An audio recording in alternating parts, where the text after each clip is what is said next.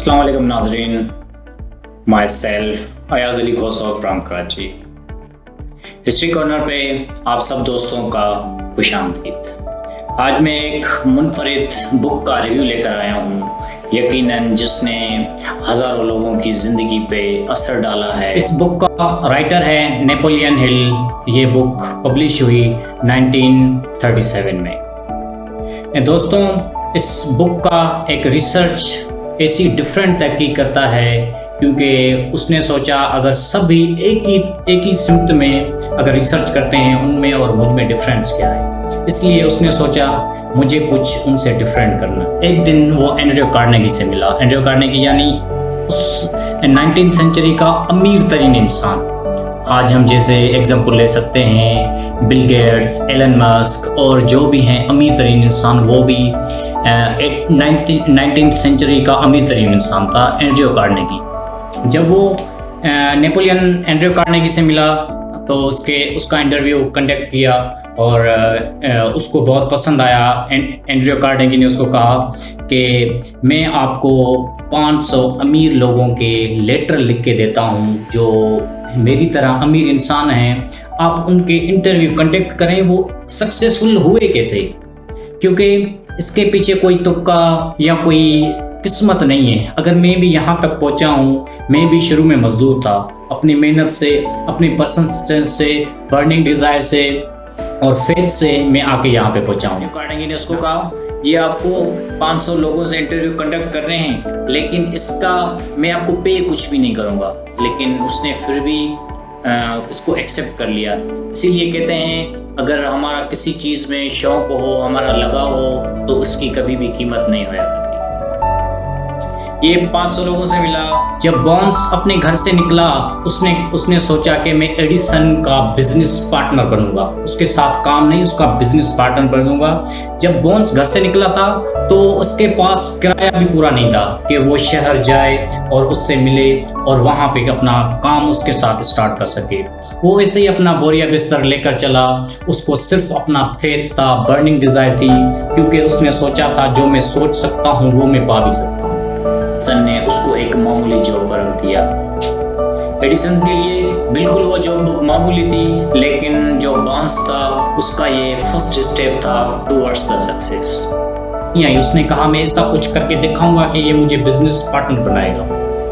इसी चीज़ ने उसको सक्सेसफुल बनाया।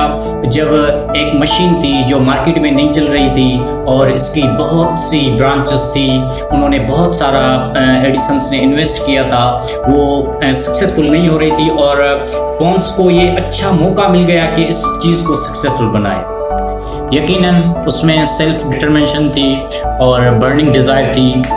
उसने बहुत सी वो मशीनें सेल की पूरी अमेरिका में और इस जद्दोजहद को कामयाब बनाया और वो अपनी मेहनत करते करते आगे चल के एडिसन्स का पार्टनर बन गया, जिसके पास अपने घर का किराया भी नहीं था जाने के लिए कि वो शहर में जाकर बिजनेस करे उसके साथ। वो अपनी मेहनत, परसिस्टेंस से, बर्निंग डिज़ायर से जाके उसका पार्टनर बन गया। एक गोल्ड माइन का भी एग्जांपल हमें मिलता है। एक पर्सन था जिसने मशीनरी ली थी और वो चाहता था कि मैं खुदाई के डिगिंग करके और उसमें से गोल्ड निकालूं, क्योंकि वहाँ पे उसको पता चला था। वो बहुत सारे दिन, महीने काम करता गया। थोड़ा सा उसको कोई सोना मिला, लेकिन उसको कोई और आसार नहीं मिल रहे थे क्योंकि गोल्ड से वो सिर्फ थोड़ा सा दूर था। लेकिन वो क्वाइट कर गया, उसने डिफीट मान ली, वो सारी मशीनरी सेल करके चला गया। अब जो दूसरा बंदा था उसको लगा कि मैं अगर यहाँ पे उसने जो इंजीनियर मंगवाए और वहाँ पे रिसर्च करवाए। उसने कहा बिल्कुल आप अगर दोबारा डिगिंग करवाएंगे तो इसमें ये 4-5 फीट अगर नीचे और जाएंगे तो हम इसमें सक्सेसफुल हो जाएंगे। वही उसी में सक्सेसफुल भी हो गए और उन्होंने गोल्ड भी पाया और वो सक्सेसफुल पर्सन भी बन गए। और जिसने स्टार्टअप किया था उसने बहुत रिग्रेट किया। एज वेल एज इसमें बहुत सी स्टोरियां हैं जो हमें दर्श देती हैं कि बर्निंग डिज़ायर, परसिस्टेंस, अगर हमें अपना इरादा पक्का बनाना है तो हम कुछ भी चाह सकते हैं, कुछ भी पा सकते हैं।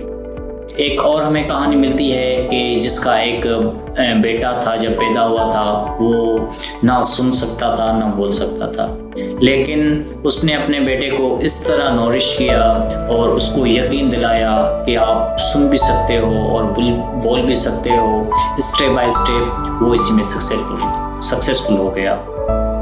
यही अगर हमें कुछ करने की, कुछ पाने की अगर चाह है तो फाइनली हम सक्सेसफुल हो सकते हैं।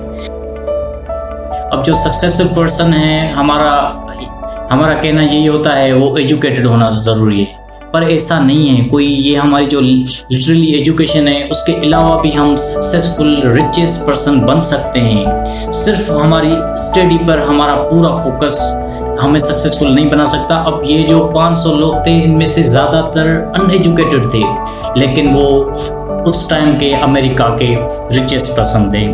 यही फार्मूला है जो हमें self believe, determination, burning desire जो अगर हम में हो तो हम इम्पॉसिबल को भी पॉसिबल बना सकते हैं, और हमारी जो डेस्टिनीज है, अकम्पलिशमेंट है, इशीलोन है, वो हम सब अपनी हार्ड वर्किंग और स्टे फोकस से हम उनको हासिल कर सकते हैं। Thank you.